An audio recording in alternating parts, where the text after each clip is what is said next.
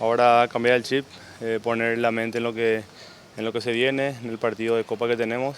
Esperemos hacer un buen partido y borrar esta mala imagen que hemos hecho. Ahora que saben de Independiente del Valle, ¿cómo hay que jugarlo? Los partidos de Copa se juegan de otra manera. Sí, de otra manera, aparte sabemos que es un partido donde va a ser muy complicado en la altura. Sabemos que eso va a jugar de repente un poco en contra, pero nosotros ya estamos tomando los recaudos necesarios para hacer un buen partido, como te dije, y traer un resultado positivo allá. ¿Tienen una ventaja primeramente jugarlo de visitante y definirlo en casa?